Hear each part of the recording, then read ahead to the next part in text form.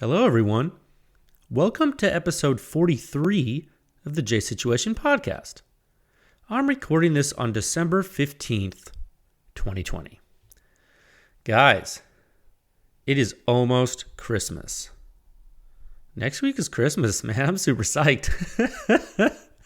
If you don't celebrate Christmas, that's totally cool. I'm sure you'll have something else to celebrate. And if not, perhaps you can still take some time off to spend with your loved ones. I feel like, that's what this time of year is all about. Kick back a little, enjoy the fruits of your hard labor all year, be joyous, be merry, stuff like that.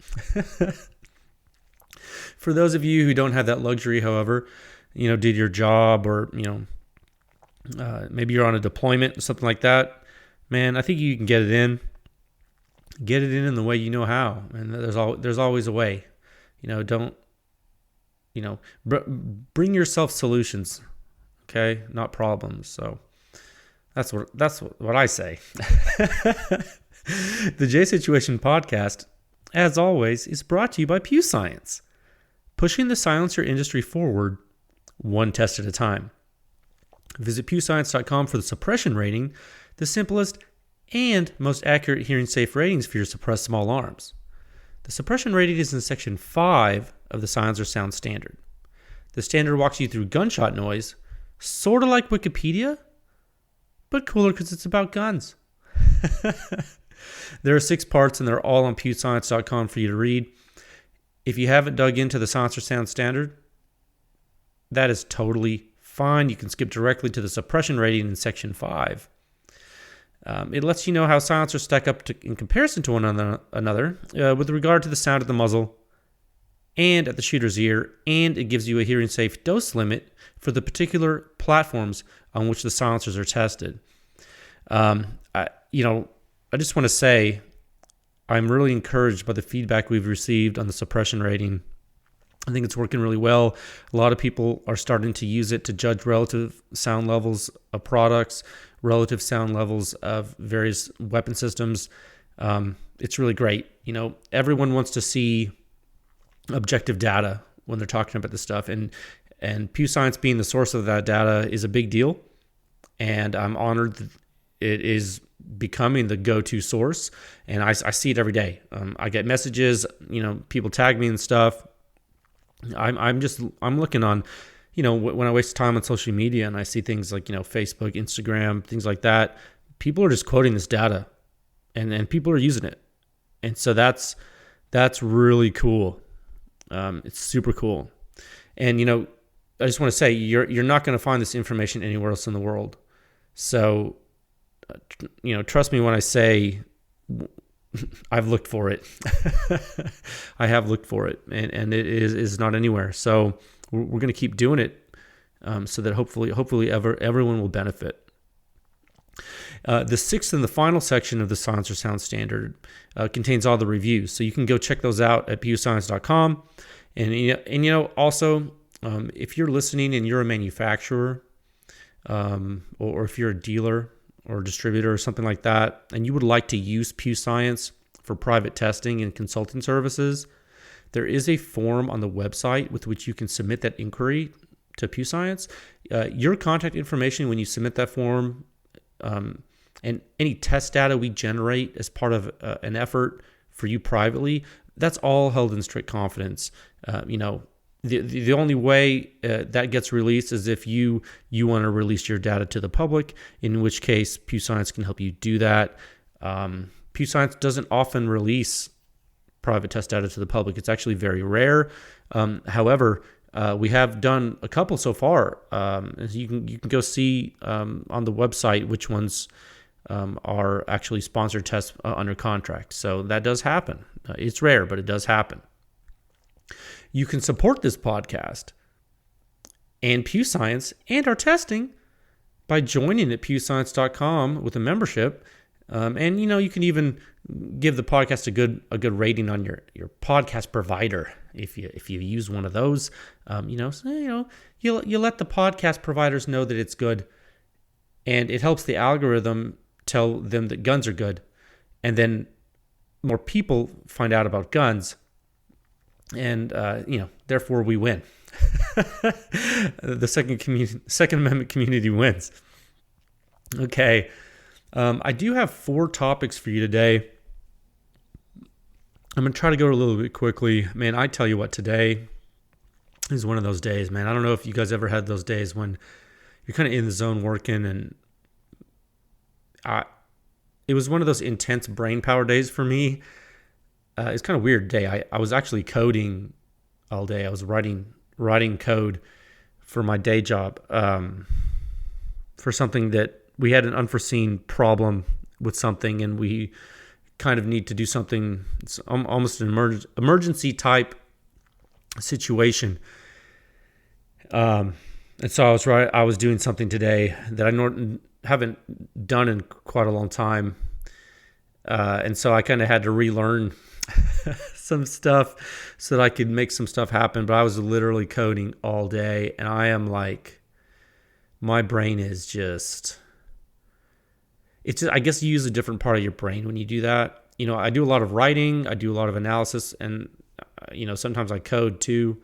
Obviously, I wrote PEW Soft. That's but I don't know, just the way my brain works. I feel like this might sound weird, but I feel like my brain gets sore in different spots. Like, you ever get a headache from thinking, and like your brain hurts like in a different place from different types of thinking? I don't know if that's weird. I feel like that happens to me sometimes, but I also know there's another thing that happens to me when like I use my brain too much, where it's like you get this foggy feeling where what I think, and this is total bro science right now. So if you're a doctor listening or a neuroscientist listening to me, like, you might want to pause, like you might want to fast forward, because like I'm about to like spit some hot bro science at you. But I'm pretty sure what's happening is like I'm building waste products up in my brain due to like whatever energetic reactions or chemical reactions are happening to think, like fire neurons and stuff, like whatever like is being metabolized, or I don't know. I'm not a neuroscientist, but I tell you what, whenever I get like this in my brain, I feel like if I sleep, I wake up and it's way better. So it's like, I think when you sleep, what your body does is it pushes fluid into the brain to wash it, and it clean out the waste products. And I think that's why your brain feels recovered when you wake up from a good night's sleep. I think. I could be wrong. All the neuroscientists listening right now are probably like cringing and like yelling at me, but I feel like I heard that on a podcast. You're like, I thought this guy was going to talk about silencers. Okay, I got 4 topics for you today. Topic 1, hunting silencer update. I have some anecdotal experience to share with you with regard to some prototype titanium CGS stuff that I used this weekend. Talk about that this past weekend. Topic 2, the 11.5-inch mid-length upper returns. Oh my God. This time suppressed in full auto, baby. Yeah, I'll give you some. I'll talk about that. Topic 3, should you buy a machine gun?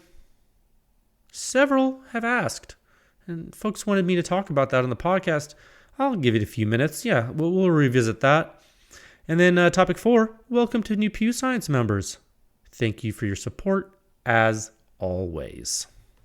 Okay, let's see. What are we doing here? Topic 1 at a time. 9 minutes and 13 seconds. Yeah. Okay, topic 1. Yeah, hunting silencer update. Some anecdotal experience to share with you. Yeah. Okay, let me back up, and I don't want to beat a dead horse, but I feel like I do need to give a quick recap. Okay, because I want to give you guys at least a bit of a partial resolution with regard to what has now become a saga for some folks. Some folks that have been following along, how the heck do you deal with a shorter .308 rifle when you go use the suppression rating in the field? Okay?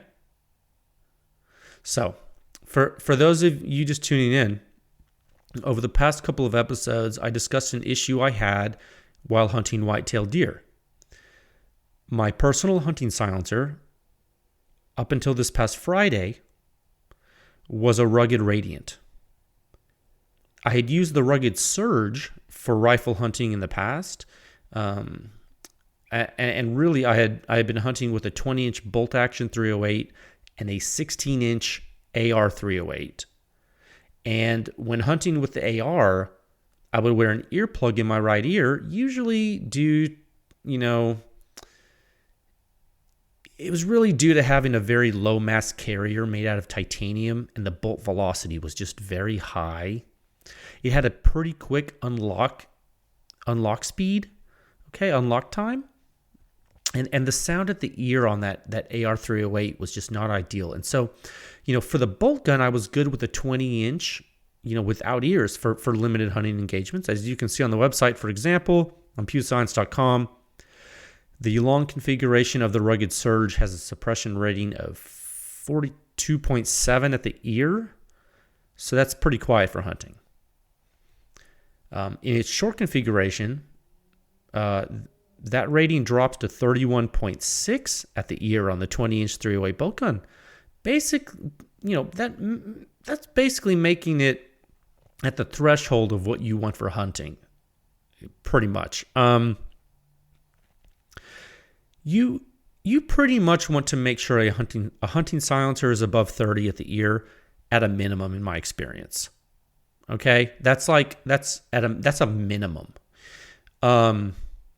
The suppression rating chart shows the 0 to 30 zone, demarcated by self-defense at the very bottom, which basically means who cares how loud it is, because you're saving your life and your ears don't matter if you're dead. Like, that's my rationale for that, okay? Toward the top of that zone is the limited hunting engagement threshold. You want to be above that generally, okay? If you're going to take a shot at a deer, for example, you want to be above that zone. Now, so I had a Surge for a while, and it was kind of heavy for hunting. Sitting in a blind or another stationary position, hunting can be okay with a silencer. I'm sorry, a heavy silencer. But if you're walking miles at night around a ranch, or you're pig hunting, something like that, you're doing a lot of field work, a lot of work on your feet, every ounce of gear you use adds up.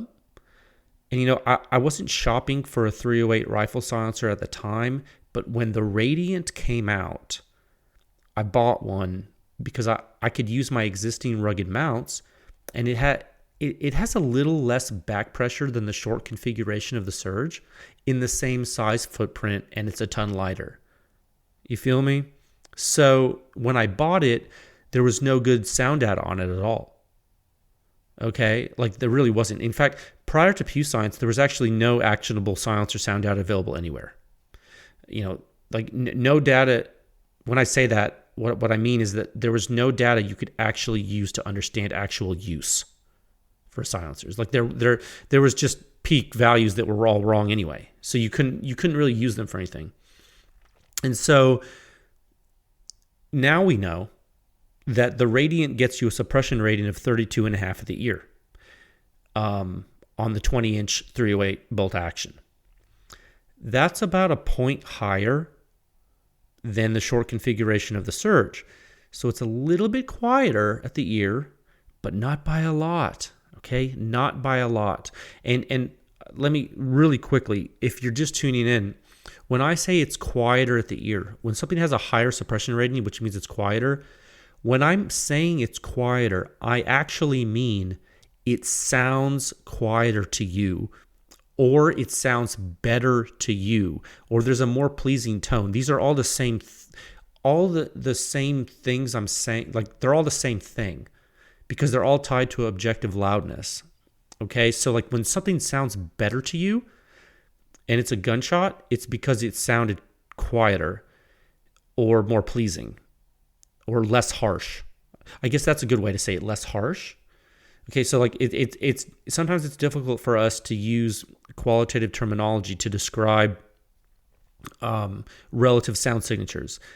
And so that's why we have a number now. So just throughout this podcast or throughout you hearing me speak on previous episodes or on future episodes, when I say something is quieter, I'm saying that it has a higher suppression rating. Its rating is better. It has a better sound signature for you. Okay. So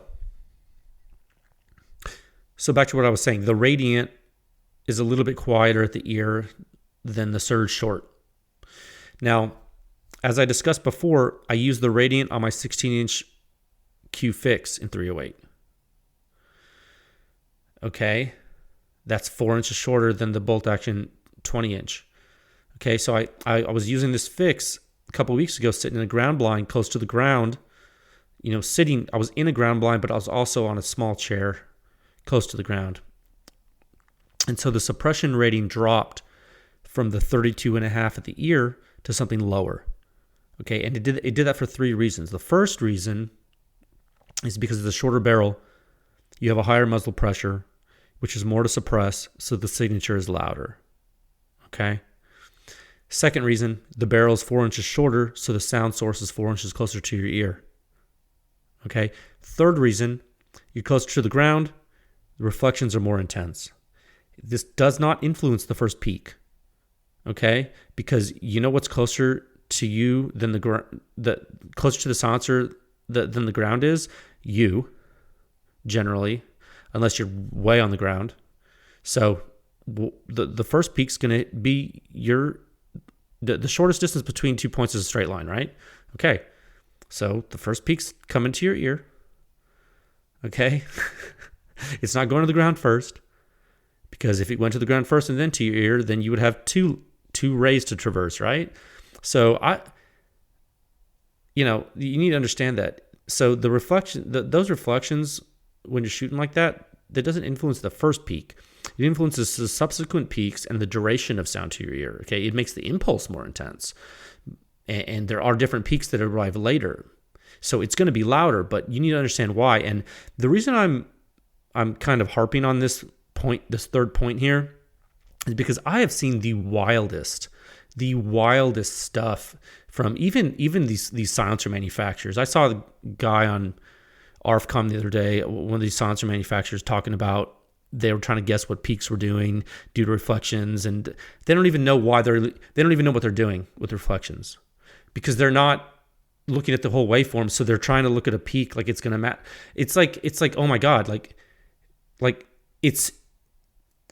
I usually don't mention these folks doing this other sound testing, because there's just no reason to. But when they start to mislead consumers and the public, it bothers me, because they're using their platform to sell products, right? Because like they sell silencers, because they make silencers, so they sell silencers. It's their business, right? They want to sell stuff, but like they try to give this data to you like it means something, but it doesn't mean anything. And so be careful of that. Be careful of folks that are selling you silencers, because they're gonna have a vested interest in telling you things that they think they want you to know, and not telling you things they don't want you to know. You feel me? It's very selective in the information they give you. Okay, and there's a reason why they're not showing you whole waveforms, okay? Well, for one, because they can't. For two, because they don't want to. And they don't even know what to do with them anyway. So be careful about when they talk about reflections. I'm here to tell you, the testing we do is done in a way so that reflections do not influence the suppression rating, okay? And there is some influence, but that is inherent to the way the MIL standard is written. So we do not deviate from that. Okay, that's very important for you to understand.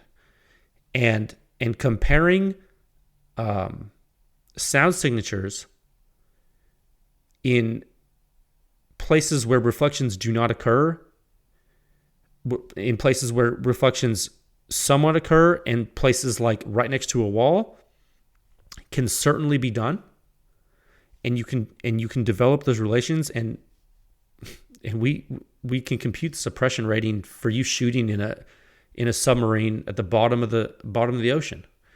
Okay, suppression rating is going to drop because of all the reflections, but what you can't be doing is go try to compare a peak decibel number and get anything meaningful, because there's going to be so many peaks, and the peaks later in time can be much higher than you might even have wave amplification later. And those guys that are talking, those guys on the internet telling you about reflected peaks, like they don't even know where to start. So be very careful. I don't want you guys to think that data that you're going to get is okay or wrong or right or anything from those single peak values. I just don't want you guys to be misled. Please, if you have a question about this, email tech@pewscience.com. We'll talk about it. I'd be more than happy to explain it to you. You can look at the Science or Sound Standard. You can look at all the reviews of the waveforms. You'll notice one thing. The last thing I'm going to say on this tangent is that look at the timescales. Look how long the timescales are we report in the waveforms, right? Okay. When you see that, you'll see that there's a reason why I draw it that far out in time. Okay? You can know whether or not someone's testing in an area without reflections. It's easy to tell, right? Because you know what the speed of sound is, right? And there's units of milliseconds on the horizontal axes and all the plots I show you, right? Okay. You can do this at home. You can go it's very easy for you to look up the speed of sound in air. I mean, it's going to vary a little bit depending on atmospheric conditions, but it doesn't vary that much. So go ahead and do the calculations and see how fast it takes sound to get from place to place. You can do this. This is literally like elementary school math. Okay, or maybe not elementary, maybe middle school math. It's just multiplication. So it's not rocket science. It's not hard. Next time, I'm telling you, you guys have the tools. You guys are not stupid. I've talked to a lot of you folks. You guys are not dumb. Go ahead, do it yourself. Get the arrival times. You can compute it all, and that way you can check all the work yourself to see if it makes sense to you. Okay, so back to the case of the Radiant. We do not know what the suppression rating is for the case of shooting low to the ground on a 16-inch with those three major factors, right? The shorter barrel with a higher muzzle pressure, the shorter barrel being closer to your ear, and then finally the reflections. We don't know because we haven't performed the instrumented testing.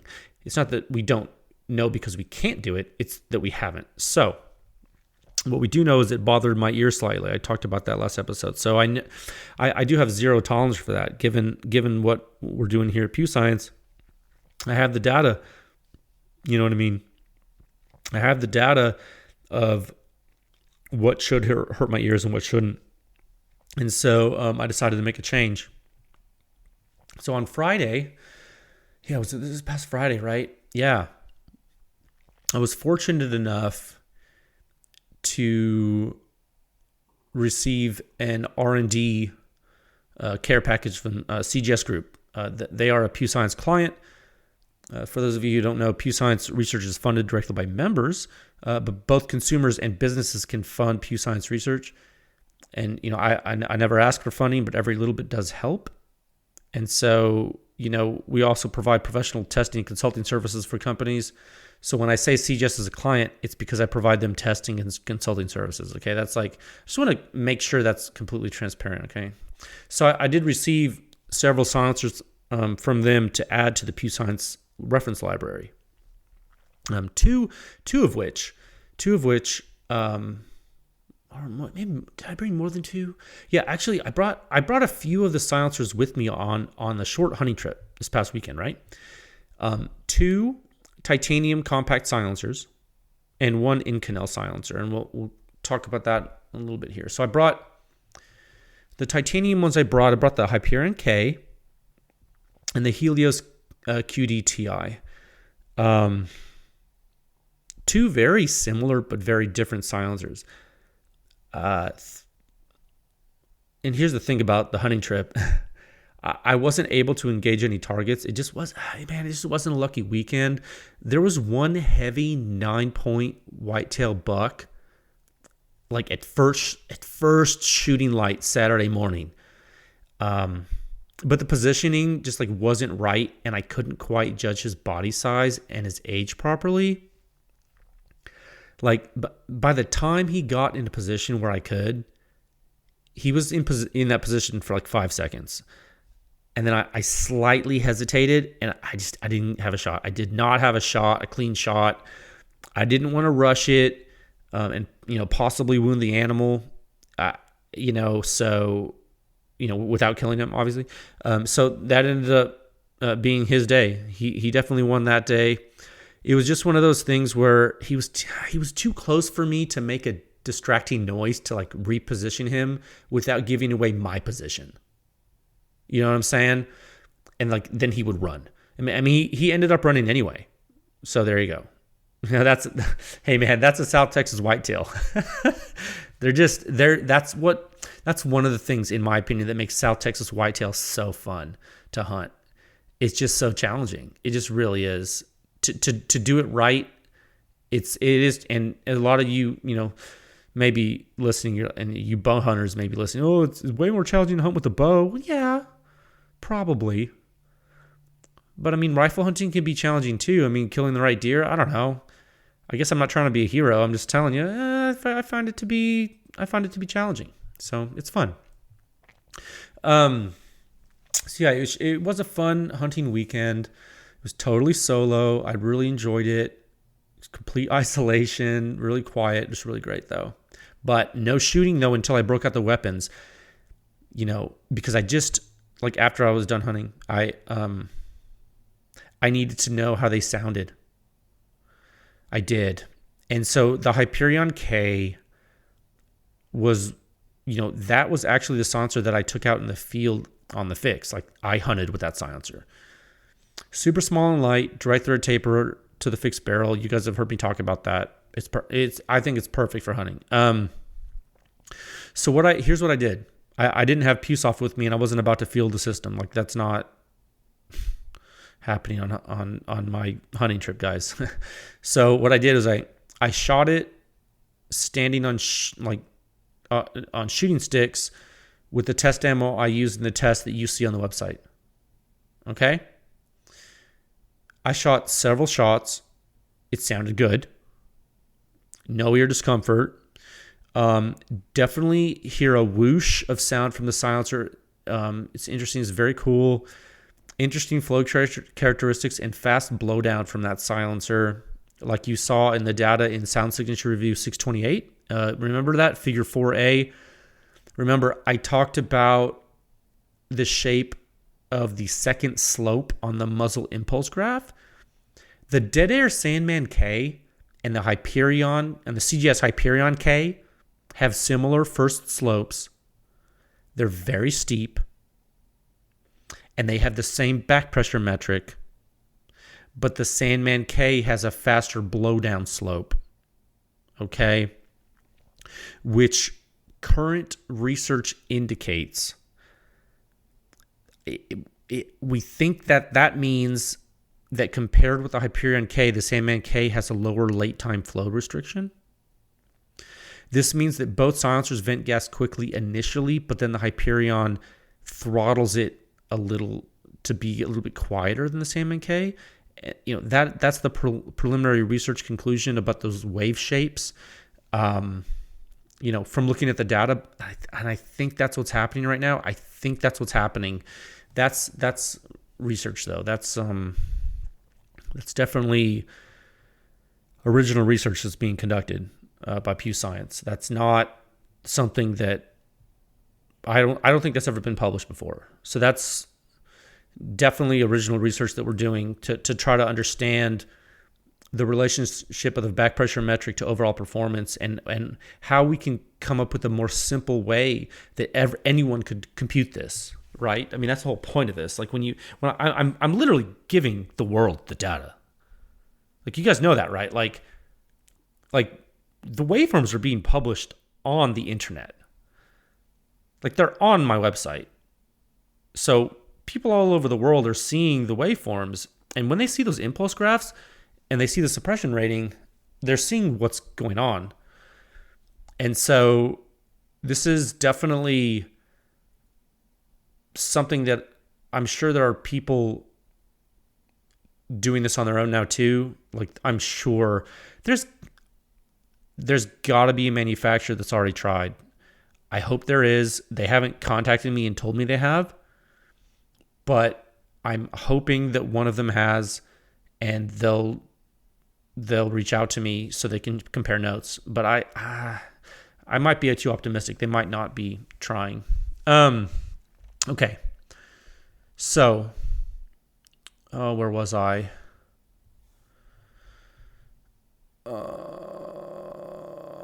Oh, right. The sound of the Hyperion K. It definitely sounded fine. I know that's a really bad thing to say. It's not very helpful. I didn't shoot it super close to the ground, and I bet you were wondering why I didn't do that. Well, the major reason is because I was doing naked ear test, like without PewSoft. Again, I'm not going to field PewSoft on a hunting trip. And so I knew I needed to hear the silencer. But the main unknown was the 16-inch barrel difference from 20-inch. And it turns out, anecdotally, the Hyperion K does pretty good on 16-inch to the naked ear when standing. Now, keep in mind, I'm 6 feet tall, and I was standing, shooting on shooting sticks. So I'm a little lower than the mill standard position that we use with the silencer sound standard. I'm a little bit lower than what we are when we're shooting there, but it's pretty close. So the reflections are similar to the ear. Okay. So there is actually a difference in the signature, but it's not that much. I can tell you that because I've done the sensitivity studies. Okay. Yeah, see, I've actually looked at the reflections, and not only what they are, but how they influence the whole signature. So when I went on that rant earlier, like I'm telling you, dude, like it's not. I'm gonna get myself started again. Okay. I can tell you that the rating of the Hyperion K at the ear on a 16-inch 308 is still unknown. I can't tell you it because the only way to do that is to actually test it with PewSoft and do the waveform analysis. But I mean, that is like literally the only way to get the suppression rating. But anecdotally, I can tell you that after shooting a lot of silencers, this sounded quieter than you would think it would for the size, and it sounded quieter than the Radiant did to my ear. There was no discomfort. If I had to estimate the rating, I would say it was above 30 at the ear for sure. It's got to be higher than the Radiant on 16-inch 308. I mean, it has to be. Well, it has to make sense because it has a higher rating than the Radiant does on the 20-inch 308. So why would it be?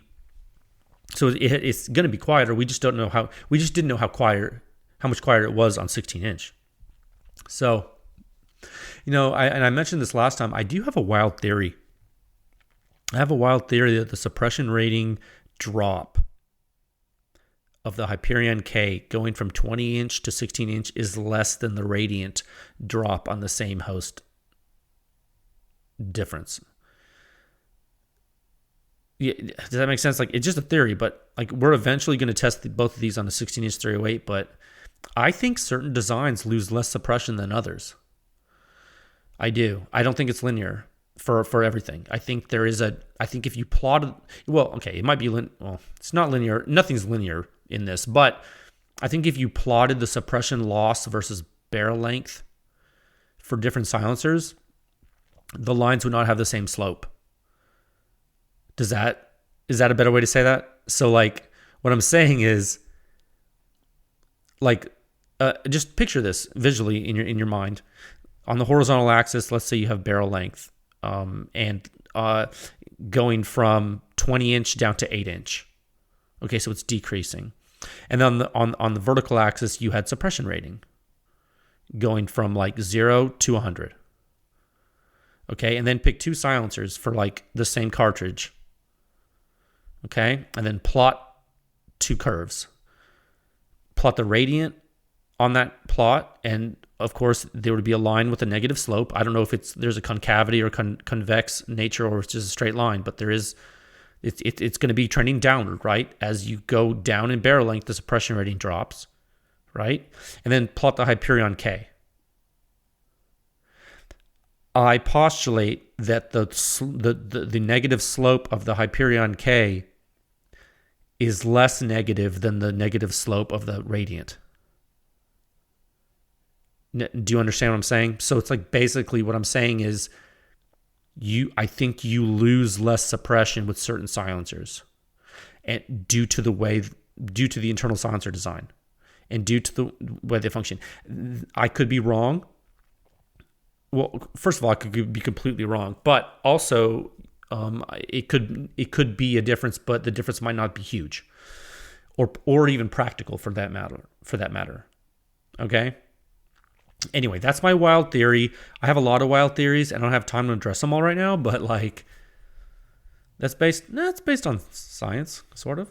Okay. Okay, so that was the first thing I shot this weekend. So then I broke out the contingency plan.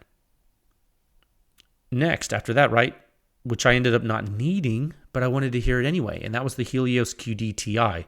So that's the Helios, like the one I tested on PEWScience.com, but made out of titanium. Okay, so you can't buy it yet. It's a prototype. It's the exact same as the Inconel Helios, but it's made out of 3D printed titanium instead of Inconel. It has the same sound signature, but it's lighter. Okay, I haven't exactly tested it yet, other than shooting it, but there's no reason why it wouldn't have the same sound signature. I mean, yeah, it's titanium, but the material change alone shouldn't really change the signature. It's the geometry is the same. I guess we'll find out. So I don't see how it could be different. So how does it? I mean, it's really light. How does it do on the 16-inch? Well, just like on 20-inch, it was quieter than the Hyperion K, and it's not as quiet as the full-size Hyperion, but it's noticeably quieter to my ear than the Hyperion K on the 16-inch. All right? So that's interesting, right? But we knew that was going to happen. We knew that Helios was going to be quieter than the Hyperion K because it was on the 20-inch. So similarly on the 16-inch, it's quieter. I don't know, guys, when that thing is released, I don't know, man. I think it's going to be crazy. I think because for a lot of people, it's going to be durable enough. If you keep it below 800 degrees, you're good, right? I mean, that's a really weird thing to say. I mean, well, I think for target shooting, plinking, hunting, things like that, titanium silencers are good. And I think even doing a carbine class with it would be good and cool. I don't think you're going to break this. I really don't. Even the 800 degree limit, I think that's probably not quite right, because although you do lose a lot of strength after 800 degrees with titanium, you might not fail it. I mean, just because you lose strength doesn't mean you're losing strength that you need. Understand? I would have to do some testing and post-test inspection on the thing to really see what the limits are. Principally, you're probably going to not want to cut through the first baffle region with jetting when it gets really hot, but you're probably not going to do that with normal use. This is a lot different than the other titanium silencers you've seen, like structurally, I think. Like especially like the Nomad titanium stuff from Dead Air. That stuff has pretty thin walls, man. Man, I have seen some gnarly failures with that silencer, by the way. Really gnarly. Pretty thin walls. I'm not sure what would fail in a burn down test first, a Trash Panda or a Nomad TI? Like, for example, right? Like, I'm willing to bet that severe erosion on short barrel 5.56 would happen to both fairly quickly. You know what I mean? Because I've seen both destroyed, like abused, destroyed, like destroyed on purpose. There are some silencers that are titanium that I would use on short barrel 5.56 with no hesitation. First would actually be a Q silencer with a cherry bomb for limited use, just because it's going to be okay, because we know that and we've done it. But it depends on the use case, right? Now, one thing, like the CGS stuff, like I'd put that on short barrel 5.56 all day with titanium, I think. The Thunder Beast Dominus, definitely. According to their data, I think it'd be okay. They showed a flash hider being destroyed with their silencer, so I'd probably be okay. I mean, I don't even know if the Dominus is a good silencer, but it's titanium, and it's just an example I had in my head. So, I'm okay. And the Rugged Radiant would be okay too, but it's a hybrid material silencer with stellite in the first baffles. It's not really a good comparison. It doesn't really fit in with these other ones. So the rear direct thread mount of the Helios QD titanium that I have is steel, like the Helios QD, because CGS doesn't have, they just didn't send me the titanium mount yet, the titanium direct thread mount yet. I think it's coming. I think they might be able to do a taper on it, which will be perfect. Oh, excuse me. It'll be perfect for the fix. I mean, would I use it instead of the Hyperion K now that I've shot both on the rifle? For deer hunting, I mean, having both of them right now, I don't know. I have to say that having the little bit smaller size of the Hyperion K is just that much cooler for hunting. I think the smallest platform that works is always cool. I just do. Right now, I think the Hyperion K it's staying on my fix. I think that's probably what's happening. It's the simplest one, has a taper on there, for sure. I mean, what's really cool about it? The way I travel with that gun, I take off the silencer, and then I fold the fixed stock, and I put the rifle in an old MP5 soft case, one of those old school Eagle Industries case with the 3 MP5 magazine pouches in it sewn in. I don't know if you've ever seen that old black case. It's just like a rectangular zipper black ballistic nylon case. Old school Eagle Industries stuff, really good. But yeah, I put the fix in there. It's so compact. I put the silencer in one of the magazine pockets, and in the side pocket I put my magazines that are loaded, and it's so great. And so it's just I love it. I love how small it is. It's just so easy to travel with. It's great. And so I just freaking love that rifle so much. So right now, as far as 2 lightweight titanium rifle silencer options for hunting, for me, those are my go-to right now. I don't see a reason for using anything else on any other of my hunting guns at all. Are there better ones for the purpose out there? Possibly. There might be. For me right now, I don't know, man. That's what I have, and as I release more data, we'll see how they stack up to stuff we've seen so far on you know what I mean, on other cartridges.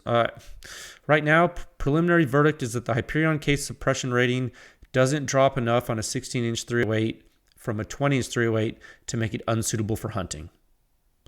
I don't know exactly what the data is for you, but that's based on my use this weekend. So far, that's a big deal to me. It's a tiny silencer. Sounds good, not normal. Again, anecdotal. I would not take that to the bank yet, but that is honestly my opinion right now. Okay? Because again, I was not shooting super close to the ground because I wanted to be safe for my ears. I didn't want to be a guinea pig and damage my hearing. But guys, I'm telling you, it sounded cool. It did. I promise, man. I mean, I guess we'll see it in the data later. I'll get you numbers for it eventually. All right, let's move into topic 2. We got 45 minutes. 45 minutes and 59 seconds. Yeah. Okay, topic 2, the 11.5-inch mid-length upper. The return. This time suppressed in full auto. Oh, this is some of the most fun I've had in quite a long time. So yeah, I did bring the Inconel Helios QD with me on the trip because of reasons. I tell you what, the 11.5-inch mid-length is so, oh my God. I love it so much. I really, really do. I mean, I don't know. I had done some full auto testing on this host before. Suppressed and unsuppressed. Okay. The really cool thing about 11.5-inch mid-length, as I've spoken about at length, look, go check out the previous podcast episodes about it. The really cool thing is the very short dwell time. It just has a really long gas system for the barrel length, which is always great for a silencer. I'm also using the Surefire OBC, as I spoke about before. You can get similar signature at the ear with other bolt carriers, but the Surefire OBC also does some other stuff. Okay, very smooth operation. When I post this podcast announcement, I'm going to post a video of me shooting this full auto. Okay. I'm gonna try to post a screen grab for the website or something. Or I don't know what I'm gonna do for the website photo, but if I don't, it'll just be a photo of the rifle. Maybe I don't know what I'm gonna do, but you'll see a video. You'll see it has really good ejection, and this was actually a back pressure mini case study, I think. The configuration that runs well unsuppressed is a superlative arms gas block with 7 clicks open from fully closed. Adding the CGS Helios QD, you do get a rate of fire increase, but it's not tremendous. The addition of the silencer with a solid end cap on this gun lets you close the gas block by 1 click. So 6 clicks open. All right. 5 clicks open is too little gas, and it won't lock back on an empty mag. So the cool thing is you can actually leave this gun with 1 gas block setting for suppressed and unsuppressed use with this silencer. Okay? That's a pretty big deal. And that's a testament to the short dwell time of this host. That's what makes the 11.5-inch mid-length such a great silencer host. You get to take advantage of very little time for gas to be dumping into the carrier key. That advantage shows up in both recoil impulse and the lack of excess gas. Okay? Yes, the pressure at the gas port is high due to the short barrel, but the duration of the gas pulse is low. I don't know, really nothing but great things to report about this upper for suppressed use. There are a couple of anomalies to note. Just so folks following along at home fully understand every nuance. I want to make sure I tell you everything. I want this to be useful to you. The superlative arms gas block does seem to leak a little bit at the adjustment screw in restricted mode. It's so close to the rear of the silencer that hot gas impingement does occur there. Like it's slowly discoloring the rear of the direct thread mount, which is whatever. I don't think that occurs with some of my other superlative arms gas blocks, because I have a bunch of these gas blocks. This one might have a little bit of a tolerance issue on the adjustment screw or something. I don't know. I really don't know. It doesn't really seem to matter. I guess one question would be, is there enough of a little pressure leak there to influence the sound signature of the weapon? I'm guessing there probably is something we could pick up with PewSoft, but it's probably not significant enough to influence the suppression rate or anything. So I'm not really that worried about it, but I'm going to keep an eye on it as far as like a maintenance thing. Now, I mean, I've done full auto mag dumps with this, and like it's been fine. So, another thing to note: magazines are really, really, really important, especially for suppressed full auto use. Okay, Lancer mags and Magpul P mags so far have been flawless with this gun, or this upper. In suppressed full auto 5.56 for some reason, and this was super weird. And I contacted CGS in the middle of me shooting this gun for some thoughts. Thanks, Bobby, for such a fast response. For some reason, the SureFeed mag, I used some original model SureFeed mag, not original, but like the older version SureFeed magazines with the dark green Magpul anti-tilt followers. Those gray aluminum ones, you know what I mean? The GI mags. For some reason, those magazines did not like the full auto suppressed use. Unsuppressed, they ran full auto all day, which was weird. So when you add a silencer and you increase the cyclic rate, the SureFeed mags, there's a couple of things that might be happening. One, I think they weren't able to properly feed up with the feed rate, or keep up with the feed rate, and I think what happened was the feed angle got compromised, and that could be one of the improvements of the E2 version of those magazines. You know, folks used to say that on short barrel suppressed weapons, the original SureFeed mags had some issues, and that's one of the things that the E2 version fixed. You know, like the ones with like the dimple things on them, the little like texture, those are different. The new ones, I think they changed the magazine feed lip geometry on those. And so I actually did order some E2 versions because I want to test those. I want to see, because this is, this is important. I want you guys to have that data, that anecdotal data. And I know this isn't super scientific, but at least it's like good experiential data for the platform. And so I need to do more full auto testing, but it does get expensive because it's not like you can just try one round and tweak it, right? You have to literally like do mag dumps to test reliability.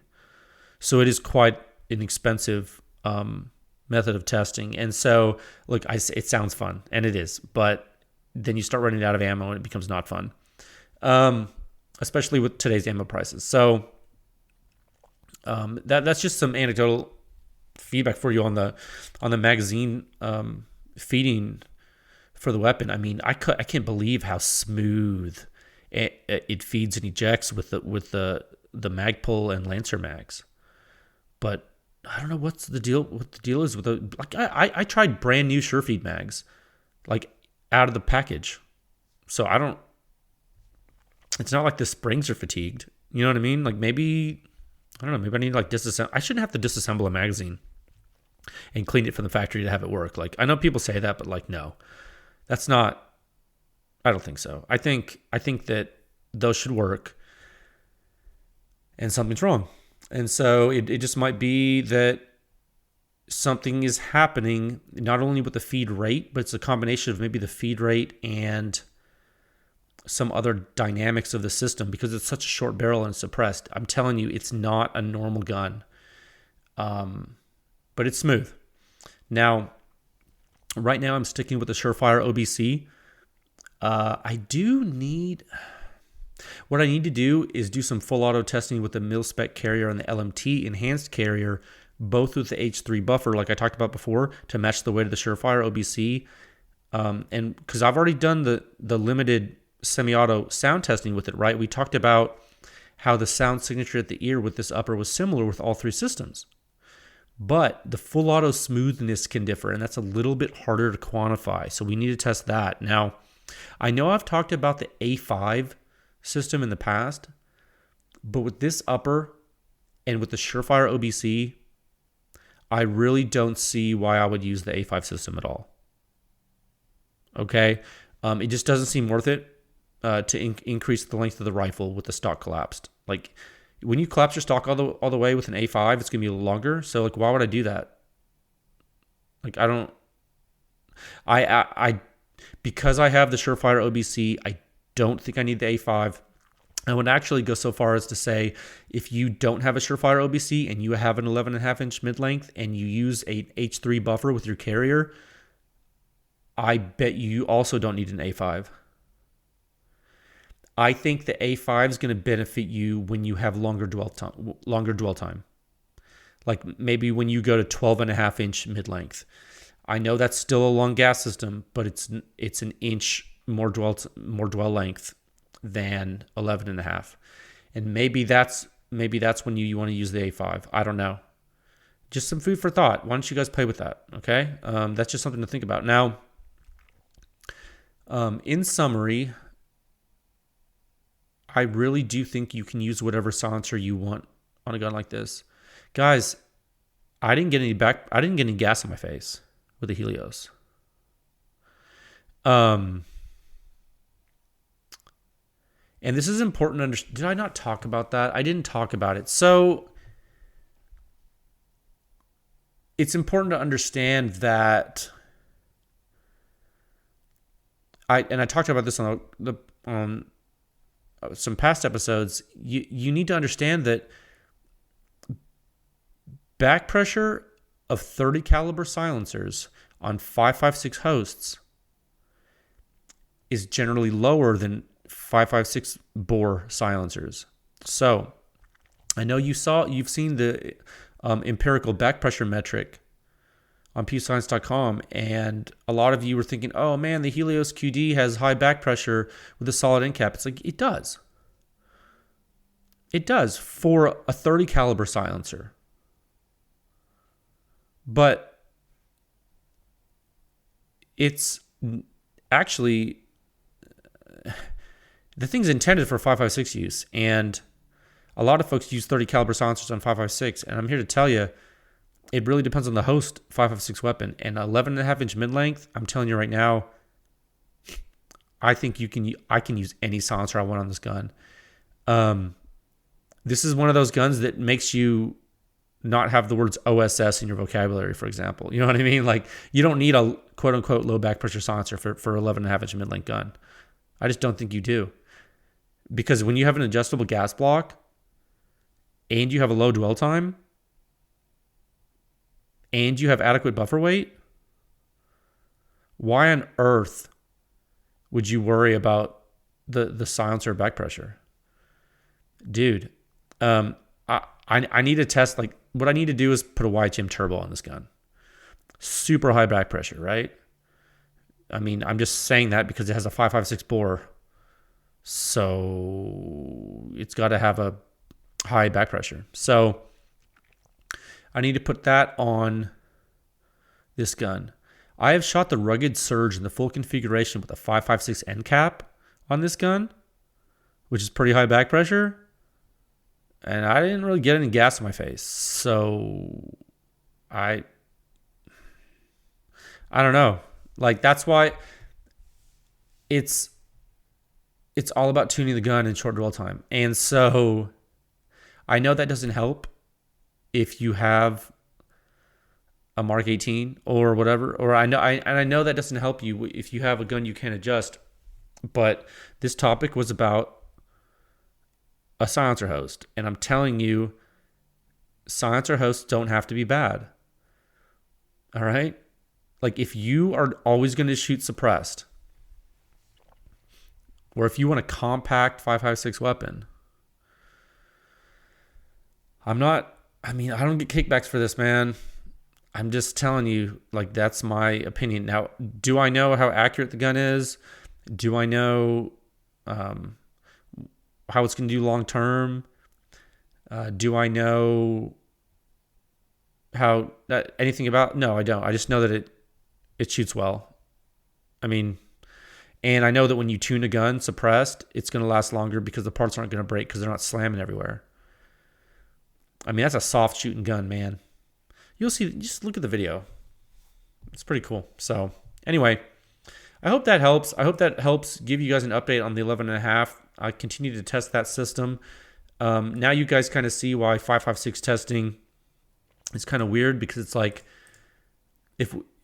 I think if we test this host, it's going to, I almost want to do a thing where we test each 5.56 review has 2 tests in it.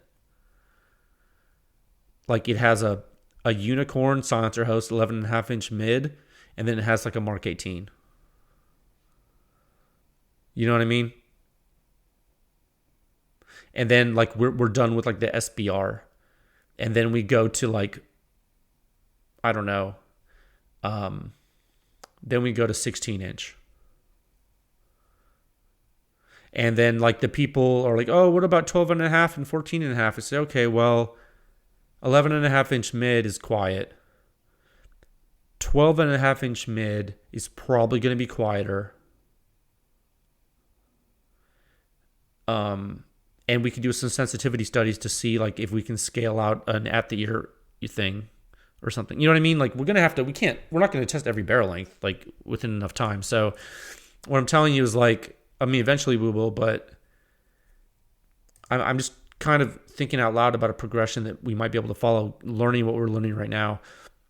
Because frankly, not everyone's going to have a unicorn host, but at the same time, ignoring the data is dumb because it exists and you can make it work. And it's really going to, like, for example, the 11.5 inch mid-length tests would really favor quiet silencers, right? Whereas like a 14.5 carbine length gas system would favor with a non-adjustable gas block and like a standard buffer weight, if that could even run, suppressed, would favor a really loud silencer with low back pressure. Right? Or a somewhat quiet silencer with low back pressure. So like some low back pressure silencers are going to suck for certain hosts because all the quiet silencers will be great. And vice versa, right? And then there's some silencers for 5.56 that might just be good on everything, and those might be the 30 caliber ones that are high performing, like the CGS Helios.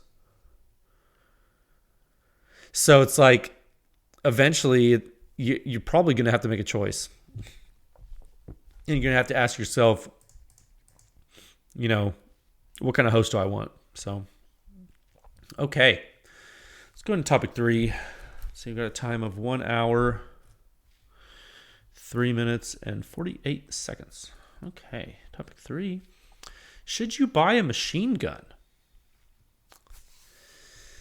You know, several folks have asked. I wasn't really planning on talking about this, but I got a lot of people asking me if I could talk about this on the podcast. And I've talked about it a little bit before. I will say, in short, the answer is yes. Yes, you should. You should definitely buy a machine gun. Let me give you some advice. I'm not going to spend a lot of time on this today because I want to really have a conversation with somebody on the podcast. I think that would be really beneficial to get a lot of points of view. Let me give you my opinion really quick. So I think you want to get something you like, obviously. I mean, you know you're not going to shoot it all the time, right?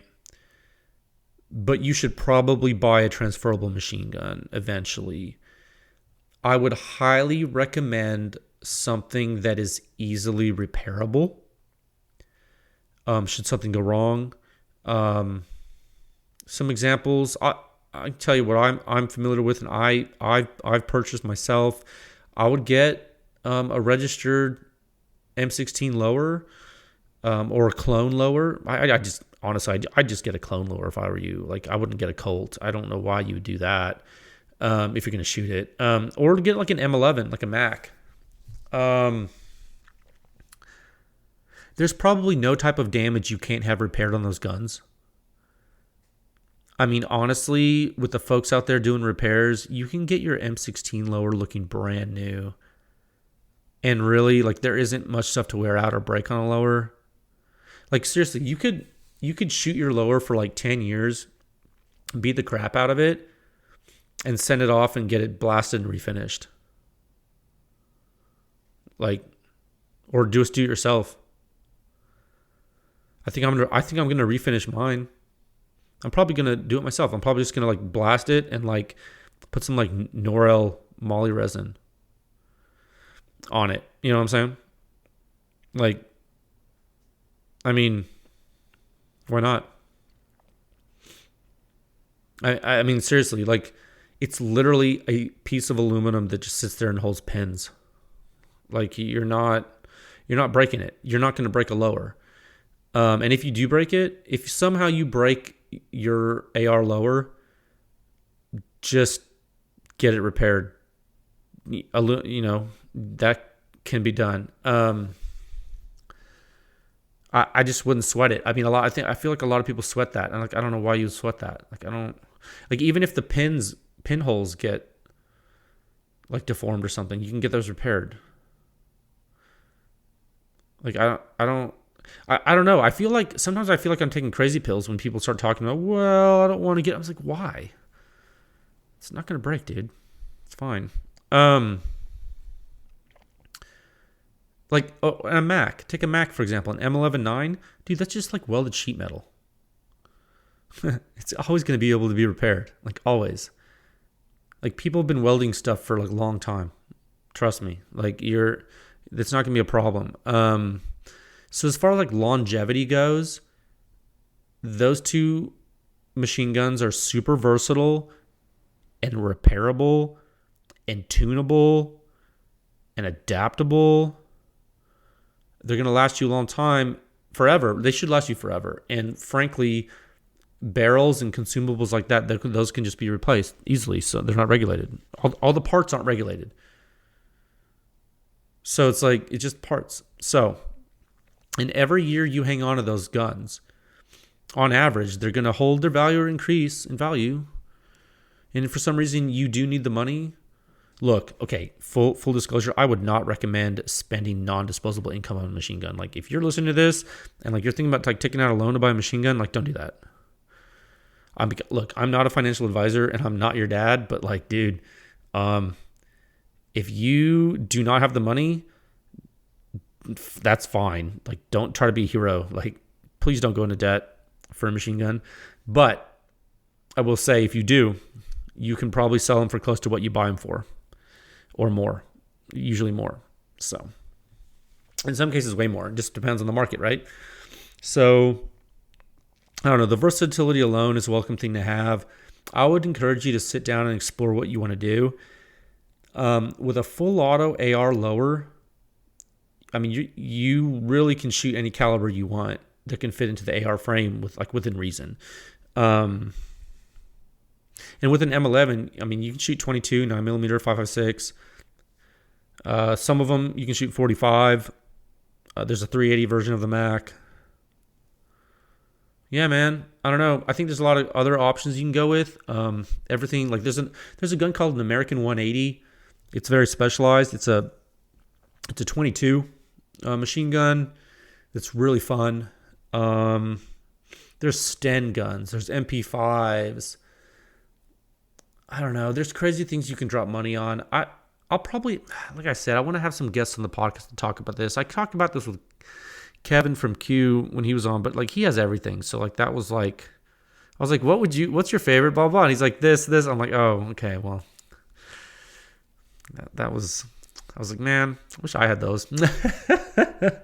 But yeah, I need to have some more folks on to talk about machine guns. I think it would be a cool topic. I think Tom Bowers and I talked like last year on the podcast about some cool machine guns. That's one of the very early episodes, if you haven't listened to that. So yeah, but for those of you who've been asking, look, the process is just like your silencer purchases, really. I mean, you're gonna be buying an NFA item, and it's gonna transfer to you on a Form 4 if you're like an individual or you have a trust or whatever.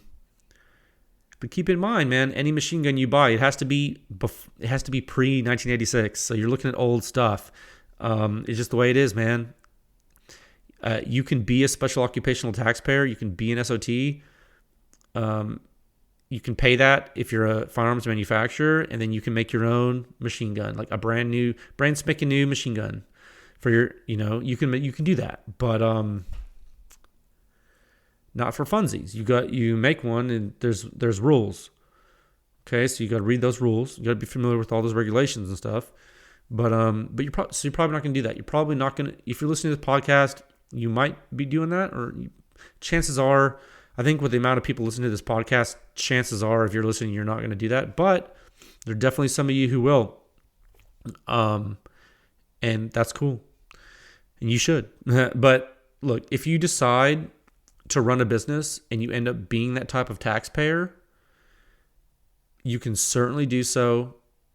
And doing so will be much cheaper, like for you. Like for a machine gun. But I mean, that's only for the firearm itself, not the entire business operation. I mean, because you have to pay various fees every year. You got to worry about administrative overhead and burden and stuff. So there's a lot of like things that go into running a business that are going to burden you to have those machine guns that you make. So like, if that's worth it to you, then maybe it's worth it to you. If it's not, well then don't do it. You know what I mean? Maybe it's like just a personal choice, but I think that's a pretty high level overview. I don't know. I will say, like, I didn't really talk about prices. I don't know. Registered AR lowers are going to be more expensive than Max. MP5 is going to be more expensive than both of those. Oh, you can get a registered drop-in auto sear for an AR. It's going to be more expensive than the registered lower. And the cool thing is you can put a registered drop-in auto sear in any AR, pretty much, with a low shelf. So but you're going to be spending a pretty penny for those. And those can break, but you can repair those. So yeah, they're more rare though, so they kind of harder to find, but you can find them. So yeah, there's a lot of options. We'll probably go into this in more detail on another episode, but I hope that helps you for now. All right. Let's see. Topic 4 at a time of 1 hour, 13 minutes, and 23 seconds. Welcome to new PEW Science members. Oh my goodness. Thank you for your support as always. I really do appreciate it, guys. I've had some great dialogue with some of you lately, and I really appreciate all of your feedback and your ideas. I do listen to what you folks have to say, and you have direct input into the direction of PEW Science and the R&D that is conducted. So in addition for thanking you for your monetary support, I also thank you for your moral support, your intellectual support, your motivational support, inspirational support. No, it's really great. And the PEW Science family grows every day. It really does. It's a true army of data-driven individuals. So stay tuned, I think, for a new sound signature review this week. I'm going to try. I think I'm going to have something ready for you before the holidays. After that, it might be a week or two before another publication or podcast. We'll see. It's the holidays right now, man. I'm trying to get stuff going. And, man, just go spend time with your loved ones. It's been a crazy year. It's really good idea to do that. So if I don't speak with you before Christmas, Merry Christmas and happy holidays to everyone. And I wish you the best. I wish you and your families the best. I'll talk with you folks again soon. Bye.